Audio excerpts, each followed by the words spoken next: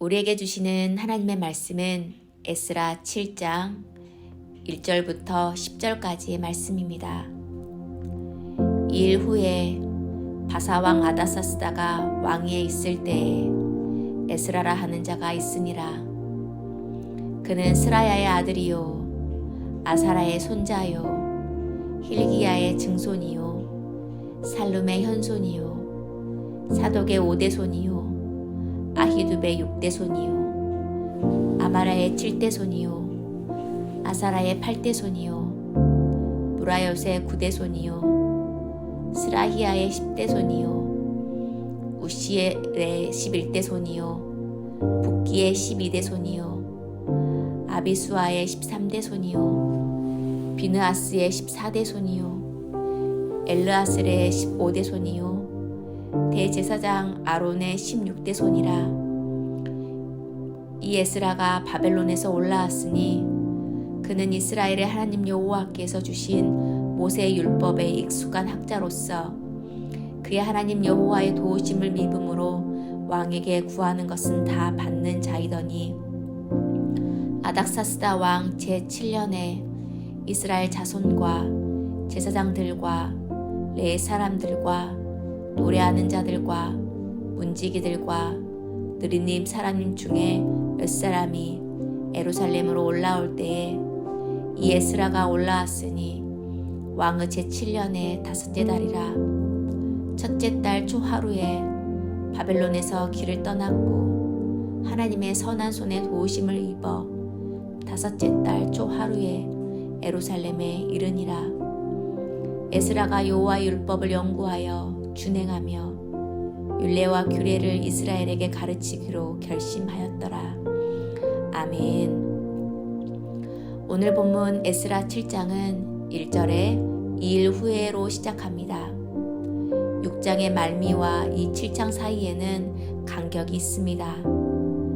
바로 성전 건축을 한 후에 약 60년의 세월의 간격이 있는데요. 이스라엘 백성은 중간에 16년 동안 성전 건축이 중단되었지만 주전 516년에 성전을 재건하고 봉헌식을 올렸습니다. 그리고 정확히 58년 후 주전 458년에 아닥사스다 왕 때에 에스라를 포함하여서 2차 귀환이 시작되게 됩니다. 이때는 고레스 칙령으로 포로에서 돌아온 1차 귀환민들이 이제 거의 다 죽고 세대 교체가 이루어진 시점이었습니다. 바로 이러한 과정을 포함해서 7장은 시작하고 있는 것입니다. 성전 건축 후에 시간이 흐르면서 1차 귀환으로 돌아온 부모님의 신앙과 열정이 바로 다음 세대로 전수되기 위해서는 무엇인가 새로운 전환점이 필요했습니다. 이러한 상황에서 에스라가 등장하였습니다. 1장부터 6장까지 스룹바벨을 중심으로 성전을 재건축한 이야기가 중심이라면 이제 7장부터 마지막 10장까지는 에스라를 중심으로 이스라엘 백성의 신앙생활에 대해 말해주는 이야기가 중심이라고 할 수 있겠습니다. 먼저 7장 1절부터 5절까지는 에스라가 어떤 족보에 있는 사람인지 소개됩니다. 에스라는 다윗 시대의 대제사장 사독의 5대 손과 또 대제사장 아론의 16대 손으로 일일이 그 이름이 거론되면서 모세 율법에 종통한 학자 겸 제사장으로 묘사되는 것을 볼 수 있습니다.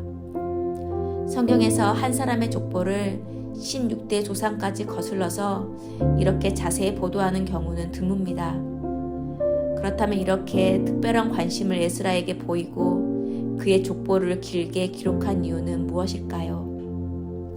우선은 당시 2차로 돌아오는 귀한 공동체에서 에스라가 차지하는 위치가 바로 중요함을 보여주기 위함입니다. 또한 에스라가 이렇게 정통적인 제사장의 가문으로 성전 건축 이후에 이 다음 세대의 개혁을 주도하기에 충분한 자격을 갖춘 인물이라는 것을 보여주기 위함도 있었습니다.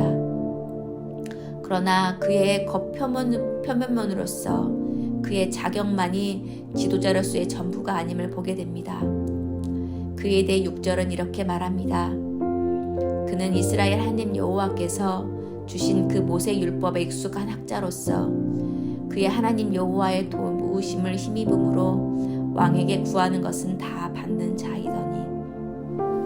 성도 여러분, 에스라는 갑자기 역사 속에서 등장한 인물이 아닙니다.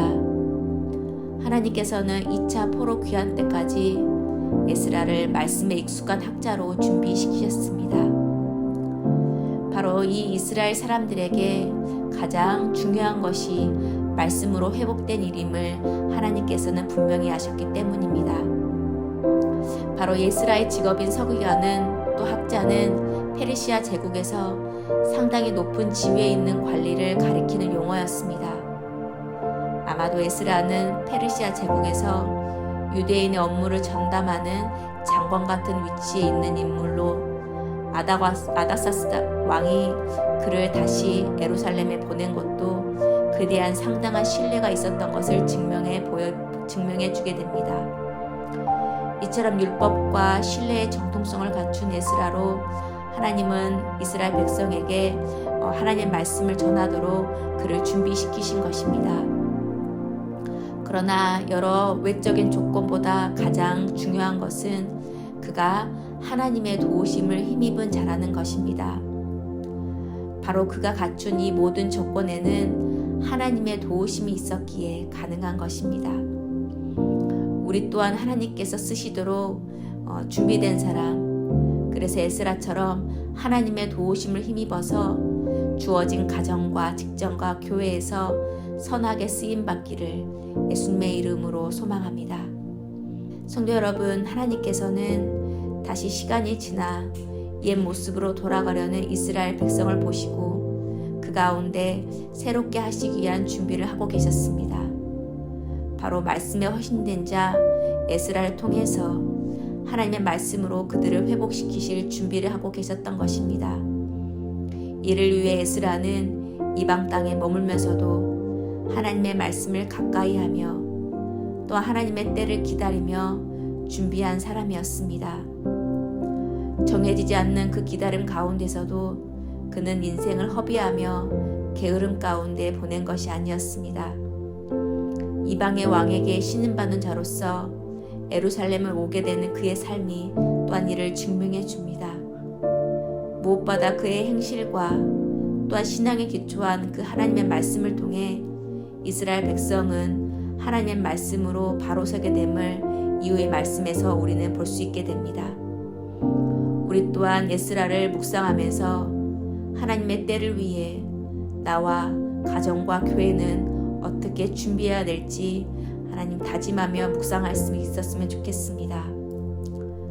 성도는 비록 시기가 정해지지 않는 때라 하더라도 주어진 일을 성실히 감당하며 준비하는 사람입니다. 그러한 준비 기간 동안 하나님께서는 그 선한 때에 우리의 가정과 교회를 귀하게 들어쓰실 줄 믿습니다. 오늘도 그 선한 때를 위하여 준비하며 기도하며 나아가기를 예수님의 이름으로 소망합니다. 함께 기도하겠습니다. 하나님, 다시 말씀으로 회복시키시려는 그 계획에 에스라를 준비하셨음을 또한 다시 한번 보게 됩니다. 비록 이방 땅에 있을지라도 하나님의 도우심의 손길은 계속된 것처럼 우리도 하나님의 때를 기다리고 준비하는 에스라와 같은 사람 되게 하여 주시옵소서.